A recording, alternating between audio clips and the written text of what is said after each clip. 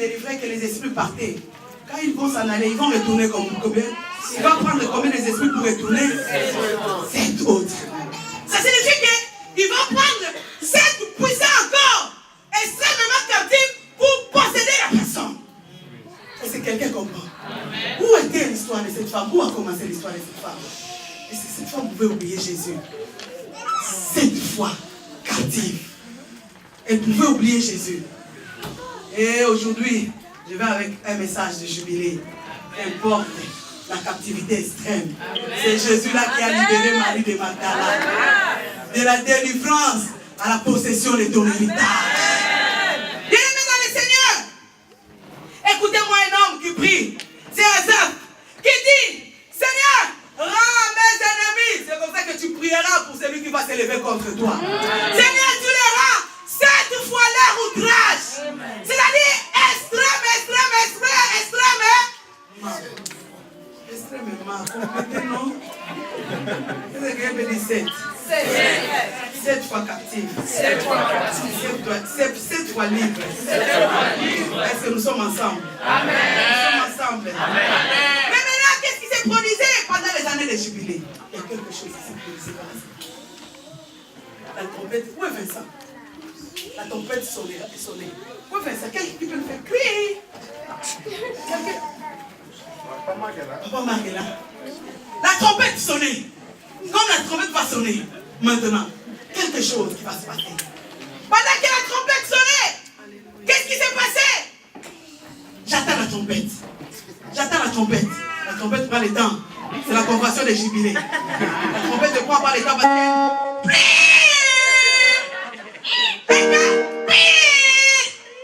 Et quand cette trompette sonnait, il y a des choses qui s'est passées.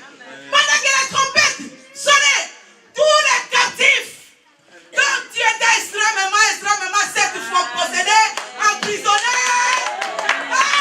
Que la trompette sonne. C'était la délivrance totale. C'était la délivrance totale. C'était la délivrance totale. C'était la délivrance totale. La délivrance de ton mariage. La délivrance de tes papiers. Quand la trompette sonnait. C'est une chose. Il y avait la délivrance. Et la deuxième chose, tout ce que l'ennemi avait pris comme possession, c'est qui t'appartenait. Quand la trompette sonnait, convention des jubilés.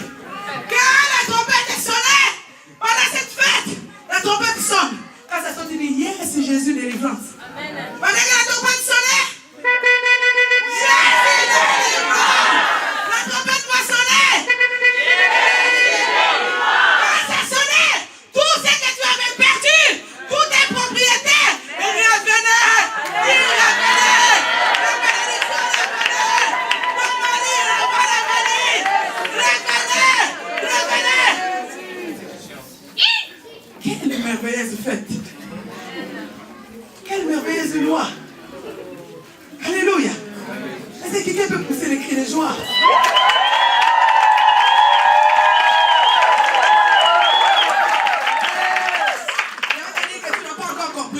Pousser les cris. Parce que quand tu ne le pousses pas bien, il n'y a rien qui va se faire. Vous savez, la Bible dit, pendant la vocation d'Ésaïe, la Bible dit, Ésaïe était dans le temple comme tu es dans le temple maintenant. Quand le Seigneur l'a appelé. La Bible dit, Ésaïe a vu le Seigneur et le pan de la robe du Seigneur remplissait les temples. Et qu'est-ce qui s'est passé? Le séraphin cria, la trompette, cria, cria, Dieu!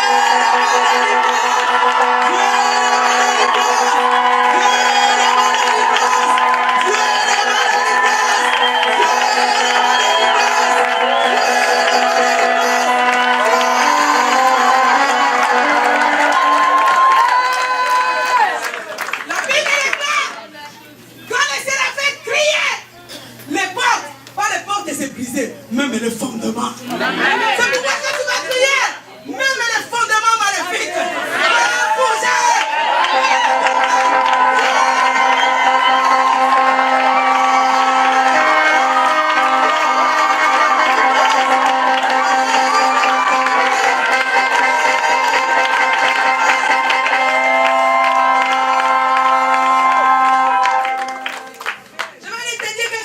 soir.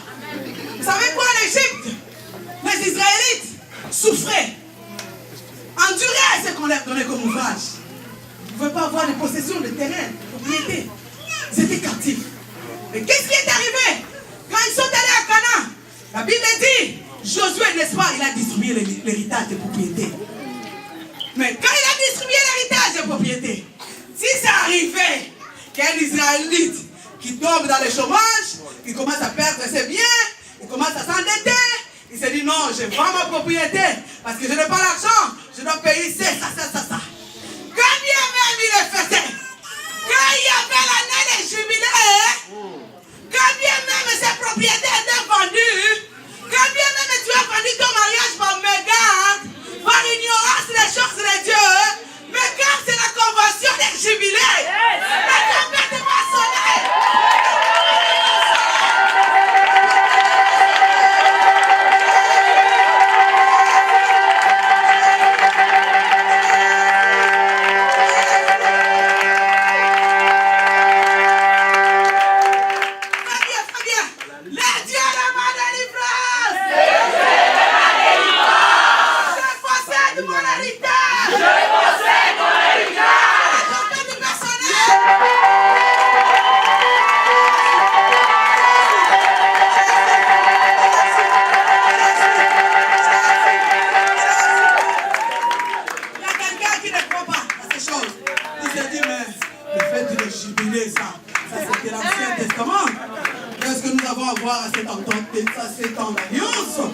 Mais ça, c'est le fait juif. Il y a quelqu'un qui s'est dit ça, n'est-ce pas?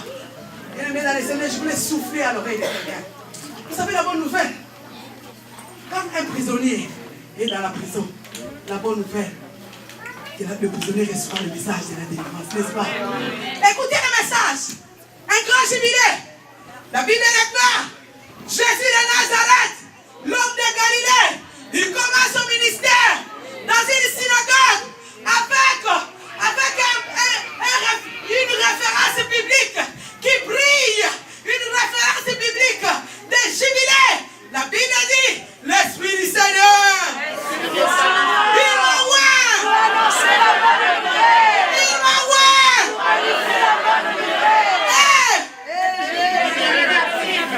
Ce n'est pas la délivrance. La délivrance est un grand jubilé. Voilà pourquoi tu vas crier, Jésus est ma délivrance.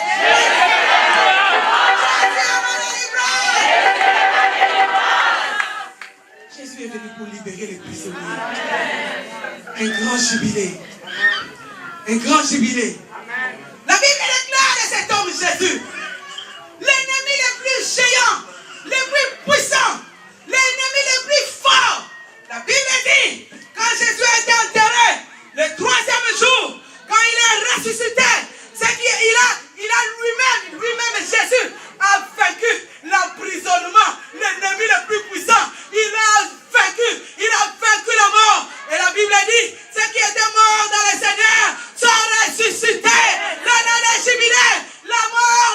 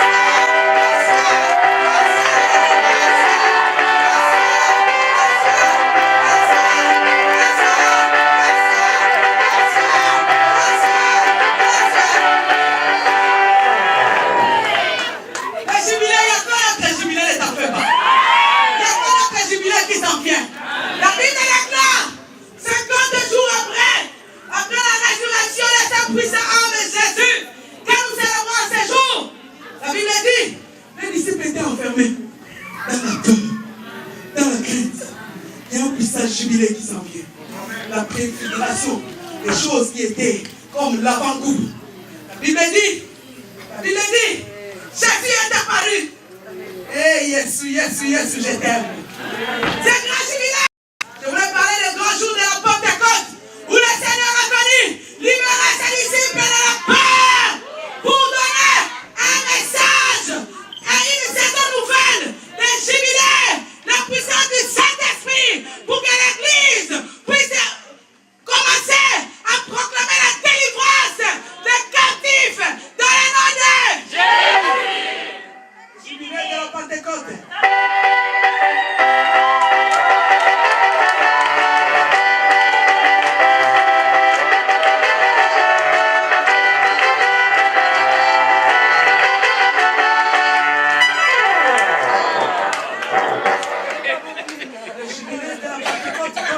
À l'église. Donc le Seigneur remet la clé pour la délivrance. Amen. Dans la fondation, ce sont les écrits des prophètes. Les Pierre et les Jean, ce qu'ils ont écrit, c'est par rapport à ça que l'église est fondée par rapport à ses enseignements, avec une mission de délivrer les captifs, qui est un puissant jubilé. C'est pourquoi la Bible dit, dans le livre de Luc, le jubilé de la Pentecôte, dont la mission aux disciples. Allez! Les disciples qui étaient peureux, celui qui pouvait renier Jésus, quand il a reçu cette onction de ce jubilé, il s'est mis à parler de la part de Dieu. La Bible nous dit dans le livre de Luc, Jésus les envoie, ils arrivent, eux-mêmes, ils ne croyaient pas, ils reviennent. On n'a pas compris. Les esprits étaient soumis en ton nom. Jésus dit. La Bible dit, c'est l'endroit où la Bible dit, Jésus tressaillit de joie. Tressaillit de joie pour voir la puissance des ténèbres fléchir dans le nom de Jésus. Aujourd'hui, le grand jubilé de la Pentecôte va souffler un vent du Saint-Esprit. Tout ce qui était captif, comme c'est le grand jubilé d'achèvement. Comme c'est le grand jubilé qui préfigure les choses où dans l'ancien temps étaient encore symboliques. Ce jubilé de la Pentecôte ouvre les yeux, éclaire, donne la vision, fait de nous les femmes, des porteurs de rêves, des femmes qui ont une mission d'espérance, des femmes debout. Ce jubilé de la Pentecôte va souffler un vent. Je ne sais pas laquelle est du maître. Il y a un vent de la Pentecôte. Parce que c'est une convention de jubilé qui va souffler. Afin que ce que Dieu a proclamé ce soir puisse atteindre ta vie. C'est dans le nom de Jésus. Mais ce sont les vérités que les religions tiennent captifs pour favoriser l'ennemi. Ce sont les vérités que les philosophes tiennent captifs. N'est-ce pas, il est écrit, là où Jésus était invité, ce n'était pas son église. Il n'était pas le pasteur. Il était juste invité pour apporter la parole de Dieu. Il vient, il commence à prêcher la parole de Dieu. Alors que la Bible nous dit, ne méprise pas la parole. La personne qui méprise la parole, c'est Père. Jésus laisse la parole. De côté. Il dit non. Il y a une fille d'Abraham qui est Il y a une fille d'Abraham qui est courbée. Je mets la parole de côté. Elle a droit à la délivrance. Elle a droit à la délivrance.